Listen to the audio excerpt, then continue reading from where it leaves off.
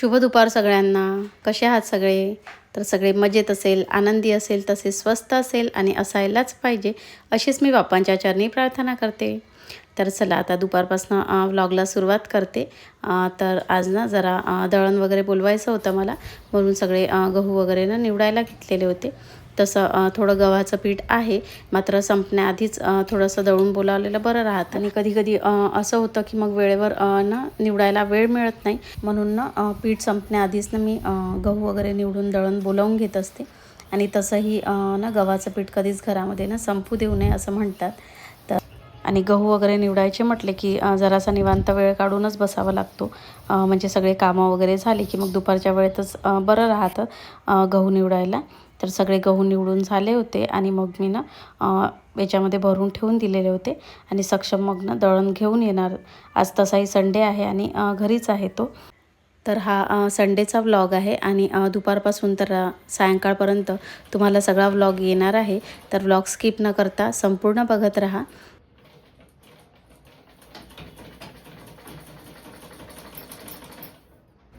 तर माझ्या ड्रेसला ना जरा शिलाई मारून घ्यायची होती मला, तर तीच मारून घेत होती. आणि घरी मशीन असल्यामुळे ना अशा छोट्या मोठ्या गोष्टी अगदी घरच्या घरीच होऊन जातात. आणि शिवणकामाच्या बाबतीत म्हटलं तर लग्नाच्या आधी मला विशेष काही असं शिवणकाम येत नव्हतं. घरी मम्मी ब्लाऊज शिवायची, ड्रेस वगैरे सगळं शिवायची. इवन शिवण क्लास देखील घ्यायची ती. मात्र मी कधीच त्या गोष्टीत इंटरेस्टच घेतला नव्हता. मात्र लग्नानंतर ना मी क्लास वगैरे लावलेला होता आणि ड्रेस वगैरे शिवायला शिकलेली होती आणि शिवायचीही मी ड्रेस वगैरे. मात्र आता जास्तीत जास्त रेडीमेड ड्रेसच घालण्यात येतात, त्यामुळे शिवण्याचा काही जास्त प्रश्न येत नाही. आणि जेव्हा शिवण क्लास शिकली होती ना, तर अपेक्षासाठी मी छोटे छोटे खूप असे फ्रॉक शिवलेले होते छान. आणि मुलींचे फ्रॉक म्हटले की खूप छान वेगवेगळ्या डिझाईनमध्ये शिवता येतात. तर खूप छान छान असे फ्रॉक तिला लहानपणी मी शिवून दिलेले होते. आणि मागे एक तिला ना बॉर्डरच्या साडीचाच मी घागरा शिवून दिलेला होता. तर अधूनमधून घालत असते ती, आहे तिच्याकडे आताही. तर इकडे सक्षमने ना आता चहा पण ठेवलेला होता आणि माझं जे काही शिवायचं वगैरे होतं तर ते सगळं झालेलं होतं. तर मागच्या संडेला ना मी हे झाड आणलेलं होतं नर्सरीतून. तर ते प्लांटिंग करायची राहून गेलेली होती त्याची. तर म्हटलं चला आज लावून घेते. तर म्हणून ना त्याला कुंडीला एक छान होल करून घेतलं आणि त्यामध्ये काही दगडाचे छोटे छोटे तुकडे टाकले मी. कारण त्यामुळे ना माती जराशी खालच्या भागाने ना पोकळ राहते. आणि आपण पाणी वगैरे जेव्हा झाडाला टाकतो तेव्हा जेवढी आवश्यकता आहे त्या मातीला पाण्याची, तेवढं पाणी ते माती ॲब्झॉर्ब करून घेत असते. आणि जो होल केलेला राहतो तर त्या भागामध्ये थोडं पोकळ राहिलं की जे एक्स्ट्रा पाणी आहे तिथून ते निघून जातंच. तर मध्यंतरी एका ताईने ना कमेंट केलेली होती की मनी प्लांट मी कशा पद्धतीने ग्रो करते. तर त्यावर मी लवकरच ना एक व्हिडिओ बनवेल आणि तो तुमच्यासोबत नक्की शेअर करेल.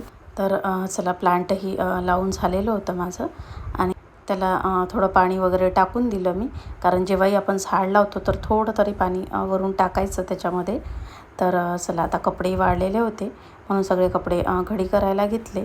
आणि आज संडे होता, त्यामुळे मुलांच्या शाळेचेही ना दोघांचे कपडे वगैरे पण होते धुवायला. आणि त्याचबरोबर बरेच एक्स्ट्रा कपडेही धुतलेले होते. तर बघा आज ना हा ड्रेस मी धुतलेला होता. तर धुण्यामध्ये ना बराच हा कपडा ना असा आक्रसला आहे. तर कॉटनचा होता, म्हणूनच मी काही फिटिंग केलेली नव्हती. म्हटलं आधी धुते मग बघते. तर खरंच भरपूर असा सुकडलेला आहे हा कपडा. तर आता एकदा घालून बघणार आणि मग किती फिटिंगला लागतो, काय लागतो तसा मग करणार आहे याला मी.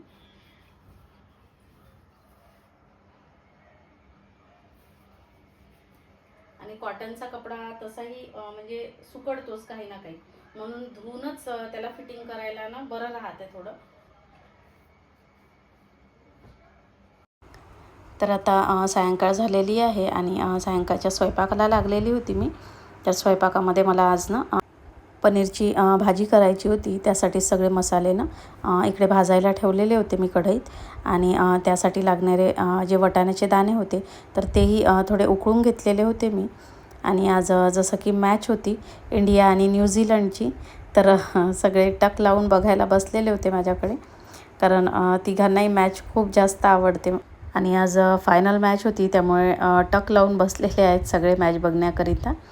तर मी इकडे मसाल्यामध्ये ना कांदा, टोमॅटो, अद्रक, लसूण आणि लाल सुक्या मिरच्या असतात ना, बस एवढंच टाकलेलं होतं आणि ते सगळं एकत्रच मी तेलामध्ये भाजून घेतलेलं होतं. आणि मग मिक्सरला लावून आता तेलामध्ये ते सगळं सोडलेलं होतं.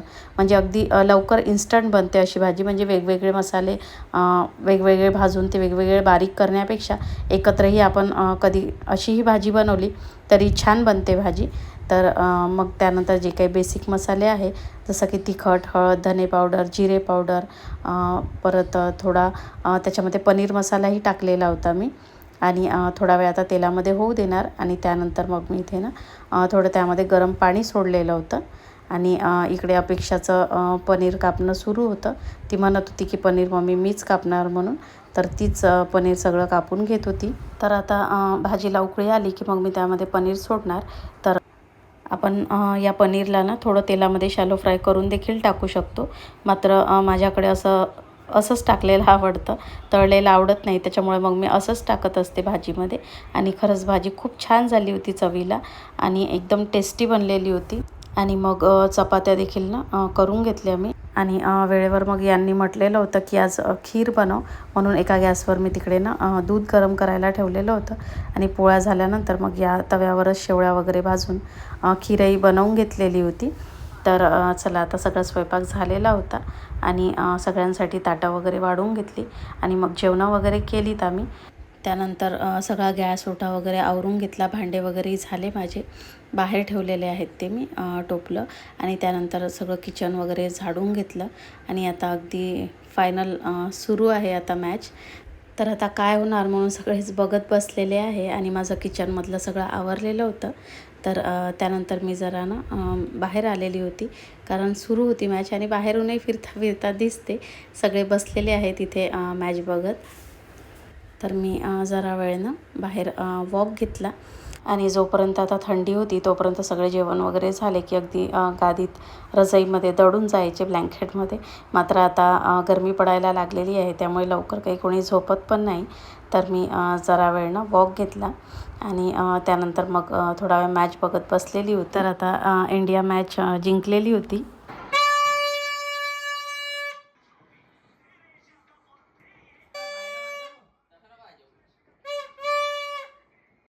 तर तेच सगळं सेलिब्रेशन सुरू होतं आणि खूप मोठी अचीवमेंट होती ही. तर आणि बाहेर देखील ना भरपूर असे फटाके वगैरे फुटून राहिलेले होते.